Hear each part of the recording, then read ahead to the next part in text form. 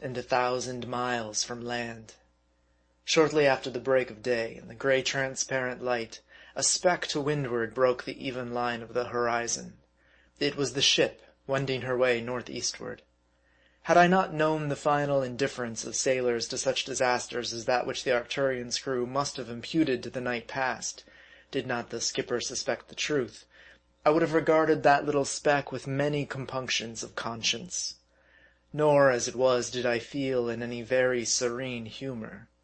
For the consciousness of being deemed dead is next to the presumable unpleasantness of being so in reality. One feels like his own ghost unlawfully tenanting a defunct carcass.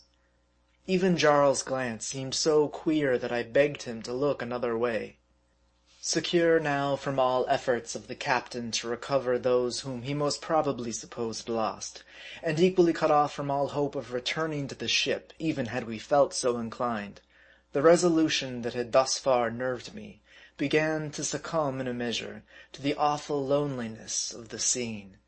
Ere this, I had regarded the ocean as a slave, the steed that bore me whither I listed, and whose vicious propensities, mighty though they were, often proved harmless when opposed to the genius of man. But now, how changed! In our frail boat, I would fain have built an altar to Neptune. What a mere toy we were to the billows, that jeeringly shouldered us from crest to crest, as from hand to hand lost souls may be tossed along by the chain of shades which enfilade the route to Tartarus. But, drown or swim, here's overboard with care. Cheer up, Jarl. Ha, ha, how merrily, yet terribly we sail. Up, up, slowly up, toiling up the long, calm wave. Then, balanced on its summit awhile, like a plank on a rail, and down we plunge headlong into the seething abyss, till arrested we glide upward again. And thus did we go, now buried in watery hollows, our sail idly flapping, then lifted aloft, canvas bellying, and beholding the furthest horizon. Had not our familiarity with the business of whaling divested our craft's wild motions of its first novel horrors, we had been but a rueful pair. But day-long pulls after whales, the ship left miles astern, and entire dark nights passed moored to the monsters, killed too late to be towed to the ship far to leeward. All this, and much more, accustoms one to strange things. Death, to be sure, has a mouth as black as a wolf's, and to be thrust into his jaws is a serious thing. But true it most certainly is, and I speak from no hearsay, that to sailors, as a class, the grizzly king seems not half so hideous as he appears to those who have only regarded him on shore, and at deferential distance. Like many ugly mortals, his features grow less frightful upon acquaintance, and met over often and sociably, the old adage holds true, about familiarity breeding contempt. Thus too with soldiers. Of the quaking recruit, 3 pitched battles make him a grim grenadier, and he who shrank from the muzzle of a cannon is now ready to yield his mustache for a sponge.